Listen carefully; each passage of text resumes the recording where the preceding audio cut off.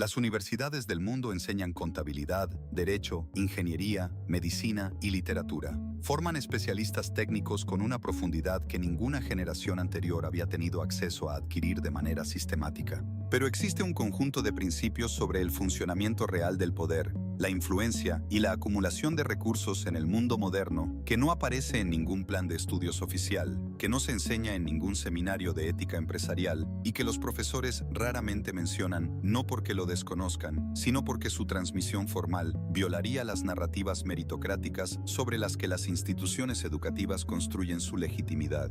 Estos principios no son secretos en el sentido de que nadie los conozca. Están documentados en la investigación de la sociología, la psicología del poder y la economía política, y son practicados de manera rutinaria por las personas que han llegado a posiciones de influencia real en prácticamente todos los campos. Lo que los hace inaccesibles para la mayoría no es su oscuridad, sino la ausencia de espacios donde sean transmitidos con la seriedad y la precisión que merecen. Hoy vamos a explorar 7 de esas reglas con el rigor que la investigación disponible permite, sin romantizarlas ni demonizarlas, sino analizando exactamente por qué funcionan y qué implica conocerlas. Deja tu like, suscríbete y comparte. Comencemos. La primera regla es que las relaciones preceden a las oportunidades, no al revés. La narrativa educativa estándar sugiere que si desarrollas suficiente competencia técnica, las oportunidades llegarán como consecuencia natural de tu excelencia. La investigación sociológica pinta un cuadro diferente.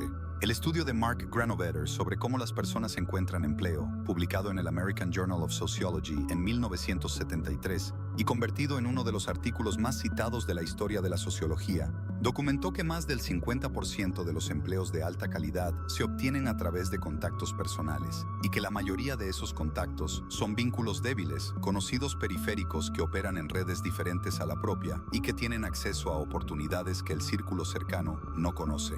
Décadas de investigación posterior han confirmado y ampliado este hallazgo. En prácticamente todos los campos de alta competencia, la red de relaciones que una persona construye antes de necesitarla determina de manera significativa qué oportunidades llegan a su conocimiento, qué proyectos le son ofrecidos y en qué decisiones importantes es incluida o excluida. La competencia técnica es el precio de entrada. Las relaciones son el mecanismo de distribución de las oportunidades que la competencia hace posible aprovechar. La segunda regla es que la percepción precede a la realidad en el mundo del poder. El sociólogo Erving Goffman documentó en su obra La presentación de la persona en la vida cotidiana, publicada en 1959, que la interacción social humana funciona según los principios del teatro. Los actores gestionan activamente la impresión que producen en su audiencia, y esa impresión tiene consecuencias reales sobre las oportunidades, el trato y los recursos que reciben independientemente de las cualidades internas que la impresión refleja con mayor o menor fidelidad.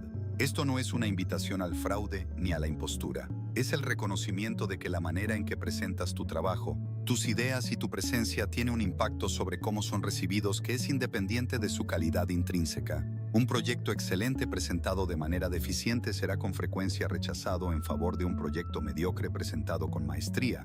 No porque las personas que toman la decisión sean irracionales, sino porque la presentación es parte de la información que el cerebro usa para evaluar la calidad de lo que se presenta. Las personas en posiciones de poder lo saben y lo practican. El sistema educativo raramente lo enseña porque hacerlo requeriría admitir que el mérito objetivo no es el único factor determinante del éxito. La tercera regla es que el control de la información es la forma más duradera de poder. El filósofo Francis Bacon escribió en 1597 que el conocimiento es poder, pero la formulación más precisa para el mundo moderno sería que el control de qué información llega a quién y cuándo es poder.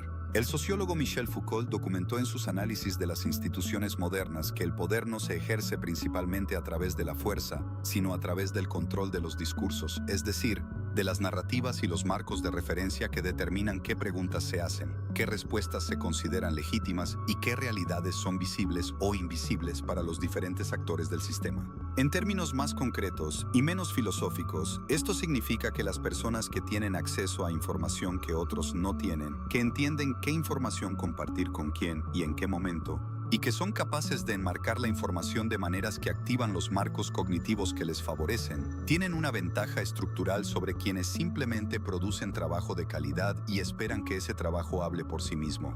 La gestión estratégica de la información no es deshonestidad, es la habilidad de comunicar con propósito en lugar de comunicar por costumbre.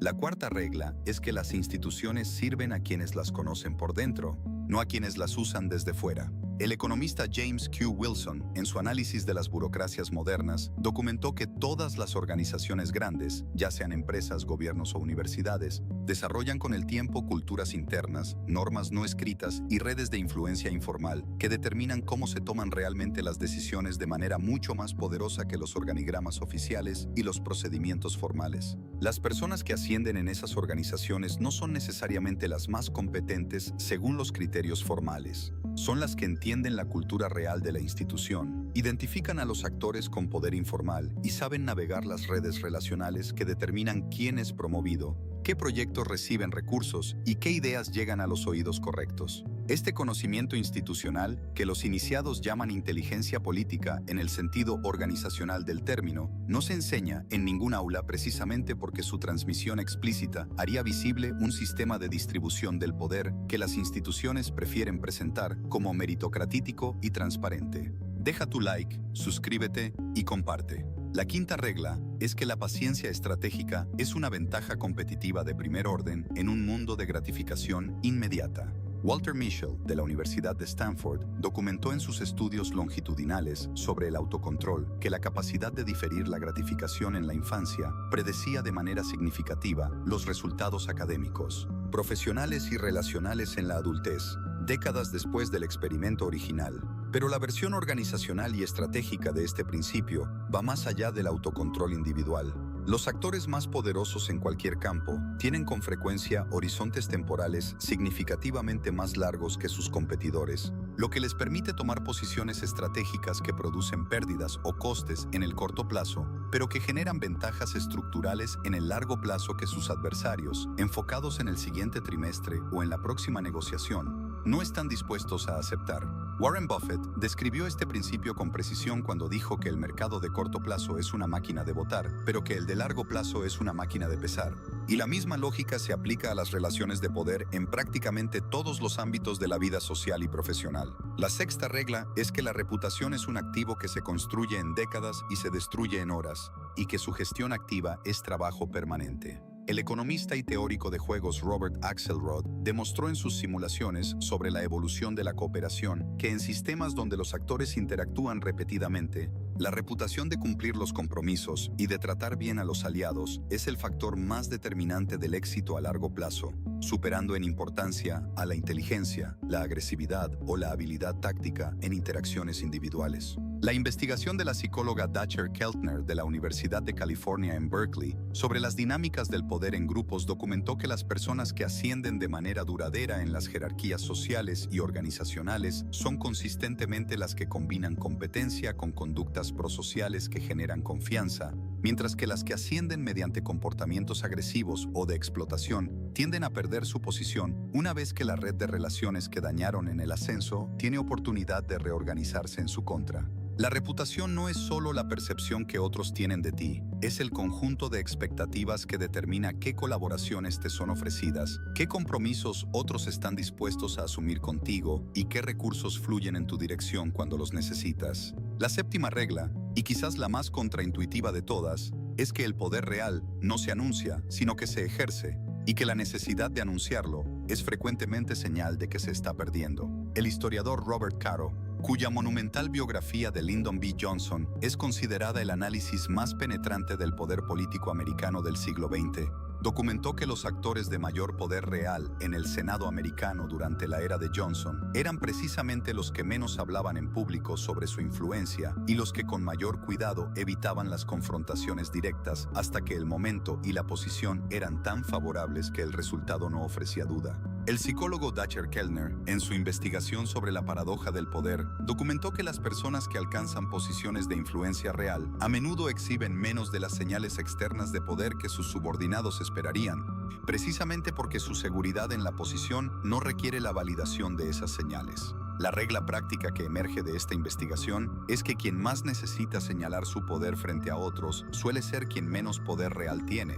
y que la discreción respecto a los propios recursos e influencia, lejos de reducir el poder, frecuentemente lo consolida al no activar la competencia y la oposición que la ostentación inevitablemente genera. Conocer estas 7 reglas no te convierte automáticamente en una persona poderosa, pero te da el mapa del territorio real en el que el poder opera, que es el primer requisito para navegar ese territorio con inteligencia y con integridad. Existe un hilo conductor que une estas 7 reglas y que vale la pena nombrar de manera explícita. Todas ellas describen aspectos del funcionamiento social que operan de manera paralela al sistema formal de méritos y procedimientos que las instituciones declaran como su principio organizador. Esto no significa que el mérito no importe, sino que el mérito opera dentro de un sistema de relaciones, percepciones, información e instituciones que amplifica o atenúa su impacto de maneras que quienes no conocen las reglas del juego real no pueden anticipar ni gestionar. El economista y sociólogo Pierre Bourdieu llamó a este sistema el campo social y documentó en décadas de investigación que cada campo, ya sea el académico, el empresarial, el político o el artístico,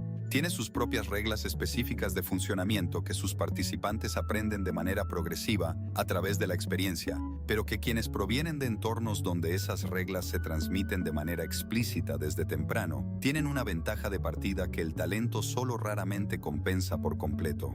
Conocer estas reglas no nivela completamente ese campo de juego, porque el conocimiento sin práctica no produce maestría, pero reduce de manera significativa el tiempo que se necesita para aprender lo que de otra manera solo la experiencia dolorosa enseña. Y ese tiempo ahorrado es, en sí mismo, una ventaja considerable en cualquier campo donde el poder y la influencia sean variables relevantes para los objetivos que persigues. Las personas que mantienen el poder durante periodos largos en prácticamente todos los campos que la investigación ha estudiado, combinan el conocimiento de las reglas reales del juego con un sistema de valores que les impide usarlas de maneras que dañen sistemáticamente a los demás. Ese equilibrio entre el conocimiento del poder y la integridad en su ejercicio es, posiblemente, la lección más importante que las universidades del mundo deberían enseñar y que casi ninguna todavía transmite con la seriedad que merece. Deja tu like, suscríbete y comparte. Hasta la próxima.